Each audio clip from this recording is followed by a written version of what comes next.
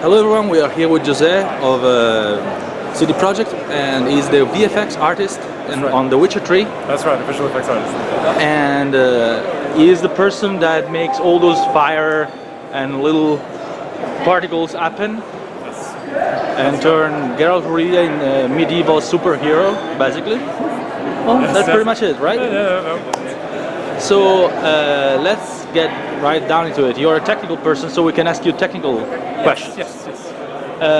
The demo we saw right now was very impressive, but it was the PC version, right? Yes, there was a PC version, yes. The frame rate was a little bit spotty in Novigrad. It was an immense city, so you know. We were definitely working on this, and actually very recently we're now focused on optimization, of course.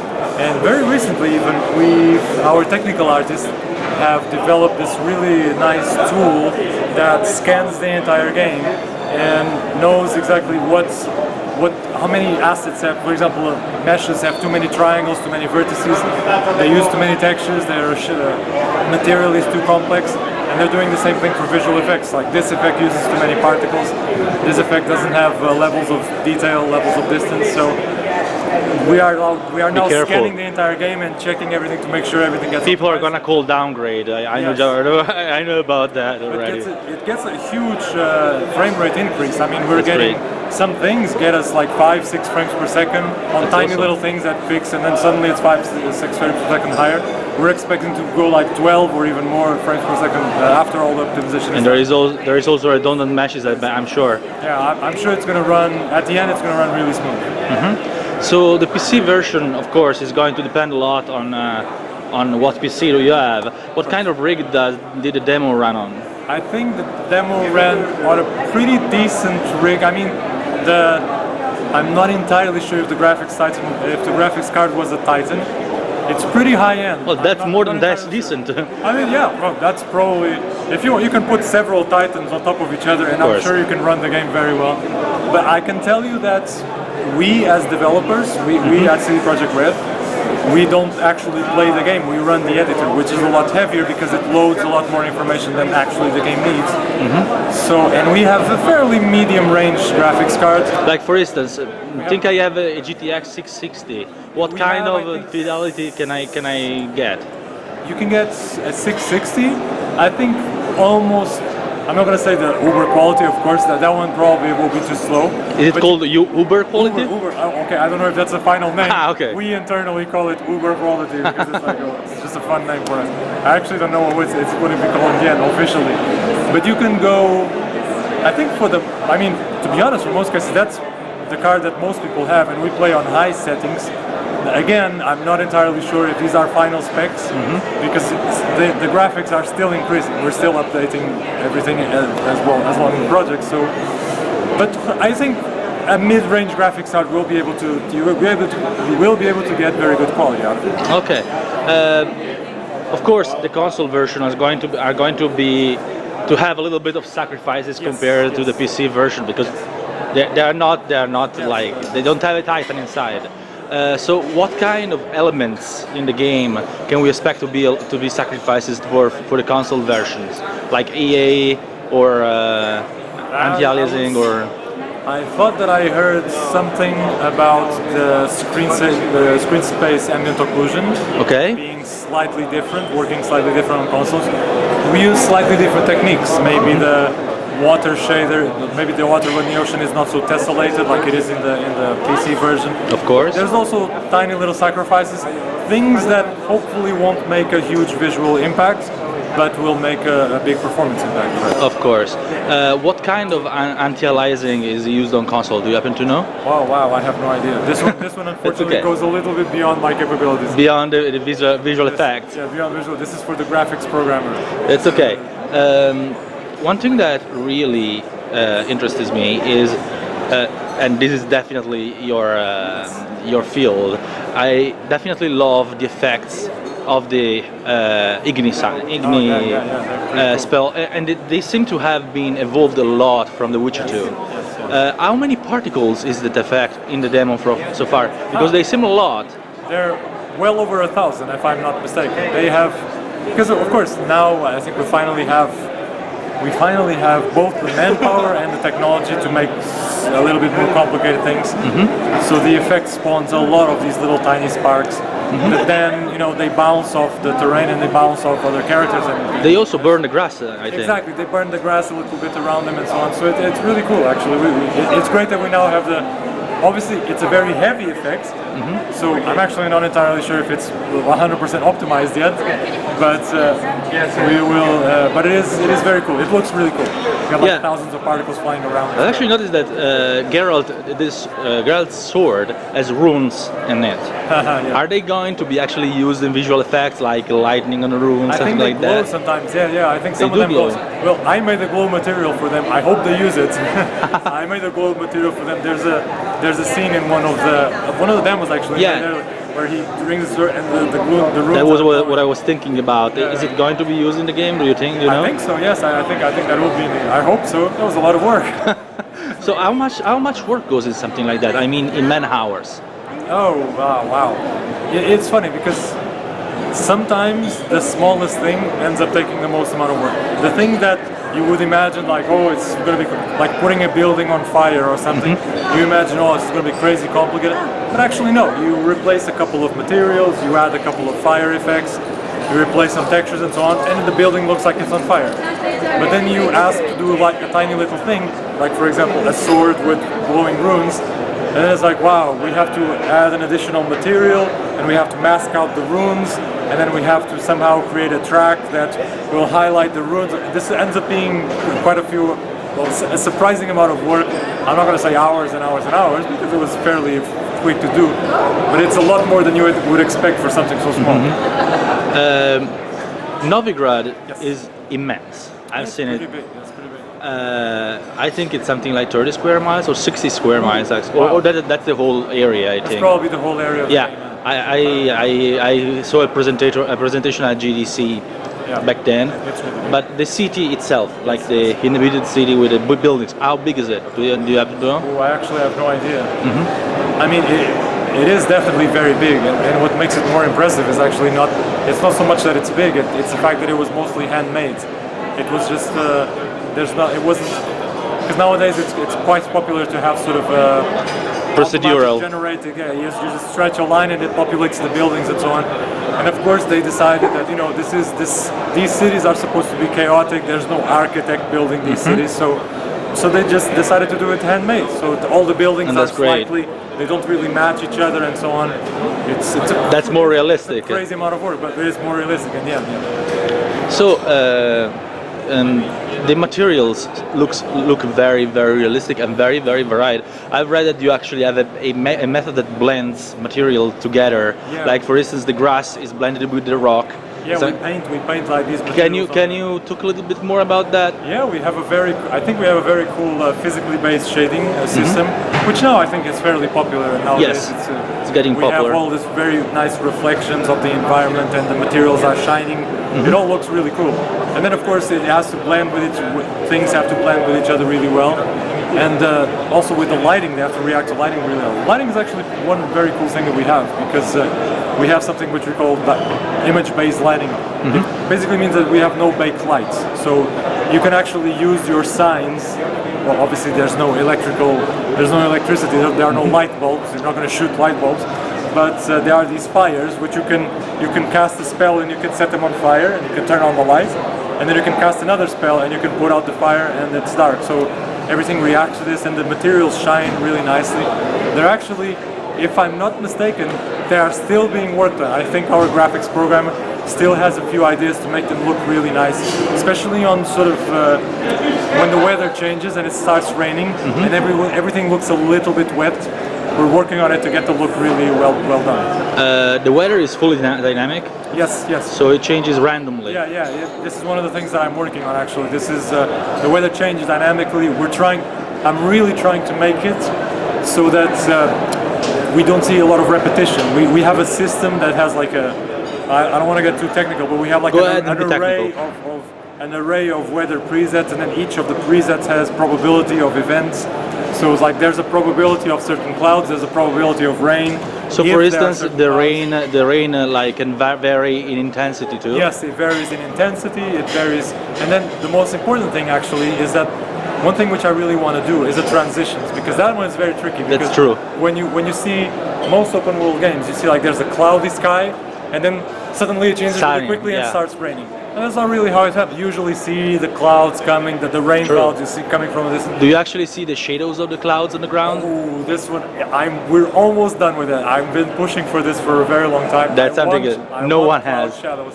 I definitely want cloud shadows because it's sort of, you have these vistas in the game, Yeah. and you have clouds coming. It would be really nice if you would have shadows on the ground.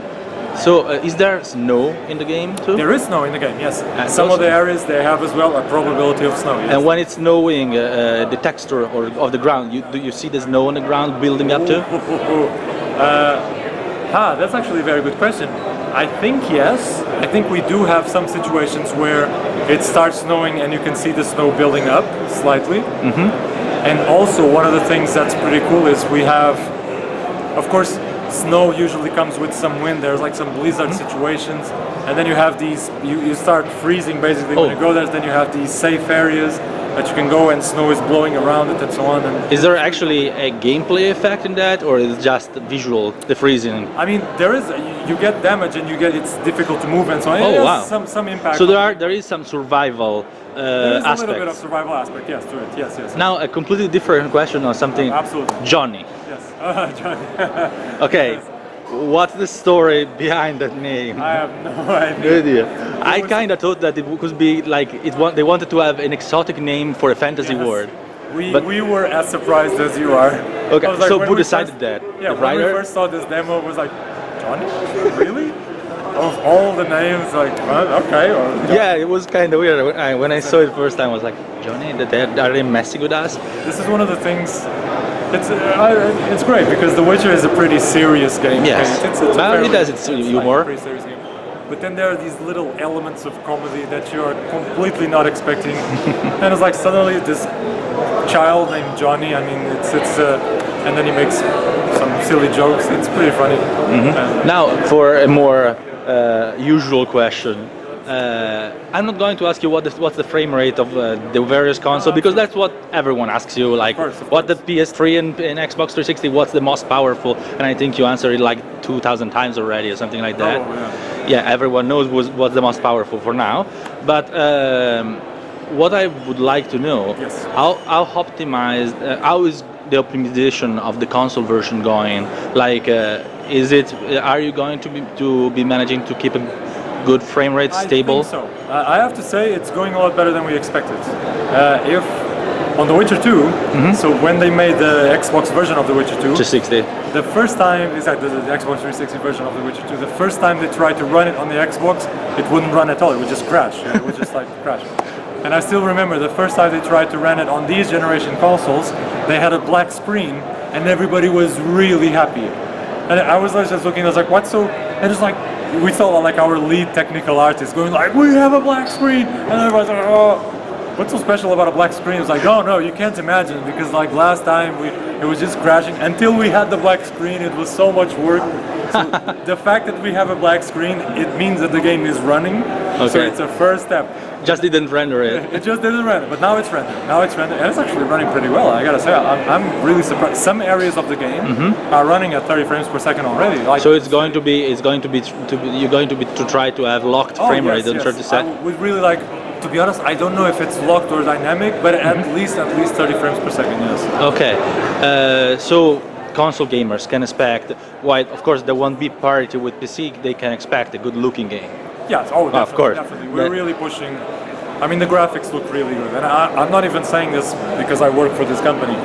They look really impressive. I mean, they really look nice. So, as someone that works on VFX, so someone that works in making the game spectacular, what's your favorite aspect in the game, graphically wise? What do you think will really blow away people when they see it that they never seen in a Witcher game before? Wow. Well, I mean, okay. I have to repeat myself a little bit, but yes, the graphics are definitely very nice. I would say it's difficult to choose one element of the game that stands out, because I was even talking about earlier with some friends of mine that we had some internet comments. We were reading some internet comments, and they were saying something like that. You know, these guys talk like open world, like this is a brand new technology or something. And it's not new. It's not new. I mean, if we take this game and if we break this game down into like individual elements, It's styles. like the individual elements, they're not new. I mean, we're doing an open world game. Yes, there are many open world games. We're doing a non-linear quest progression. Not many that big though.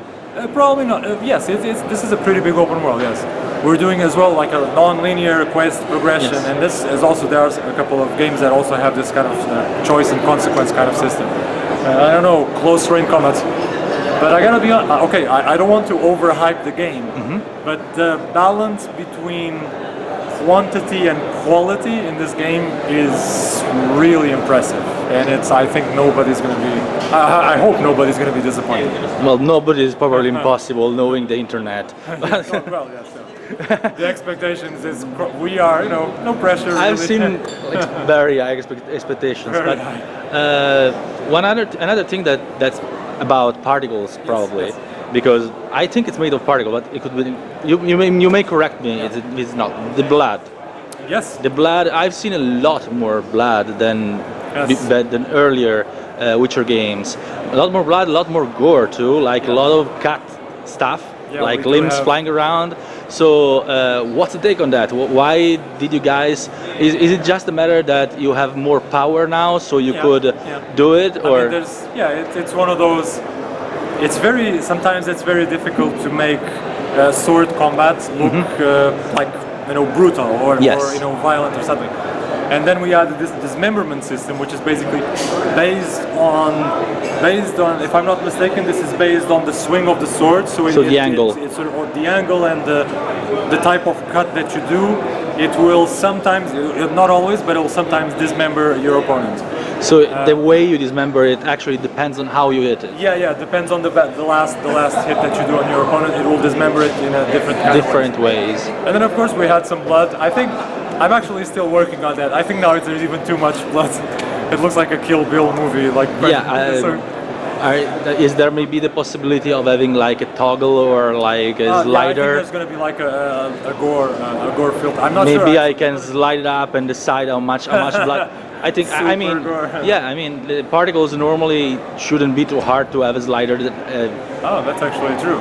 I don't know. To be honest, I don't know if that's an option in the end. But I am working on that. I still have to. The reason why I have to work on that is that recently I've discovered a better way of doing that. Oh. This is the. So there is going to be even better blood. I hope so. I have to try. I have to try this system because I was doing it with individual particles, but now I discovered that maybe I can do it. Individual particles, they're always really tricky. There's something which I never like, which is that you have to shoot lots of particles, and sometimes you can see that they are individual particles. That they are like particles, 1, 2, yes. 3, 4, 5, 6, 7. And now recently I started we've added this feature, we slightly improved the feature in our engine to do trails. And so maybe I can do which are like these like in Infamous particles. Infamous Second Son is kind of like Infamous trails. So we have this. We had them for a long time, but now they're working slightly better. And so if we connect them, they actually work a lot better. They look a lot nicer. So I'm going to try again. Next week. Next week I'm going to go back to. Let me know. I'm going to try to do this system with the trails to see if it looks better or not. Well, so far it looks really incredible, and I'm really pleased. It needs a little bit of frame rate improvement, but we are like 6 months from release, right? Yeah, 6 more, 8 months maybe. No, 6. I think 6. 6. Yeah, it's February. So hopefully, yes. We actually just very recently we did a major upgrade to the Vegetation system, which uses this speed tree. I don't know if you've heard about it. Yeah, of course. So we use speed tree, and we made this major upgrade to the Vegetation that is a lot faster now. It processes. Does it still use the system you guys talked about, the GDC, in which the vegetation appears according to how much sun a certain place gets? We have a guy. There is one guy at Sleeper on the environment team. He's absolutely expert on vegetation. He knows every type of flower, every type of grass, and he knows exactly what's supposed to grow where. So what type of grass or what type of tree is supposed to grow on the mountains, what type of tree is supposed to go near the water. So everything looks amazing. Actually, the guys from Speed Tree, got in touch with CD Projekt to like that they were mind blown that this was done with speed tree. Even they themselves were like, didn't know it was this is possible. speed tree? Wow, this looks really great. Well, this is great. Can't wait to play the game and can't wait to see the next demonstration. So thank you very much for the interview. Thank you very so much much. for It was your my pleasure. answers. I'm sure our readers will love them because they love all so. this kind of technical stuff. So I'm sure they'll be pleased and we love the game. I can't wait to play it. Thank you very much. Thank you very much.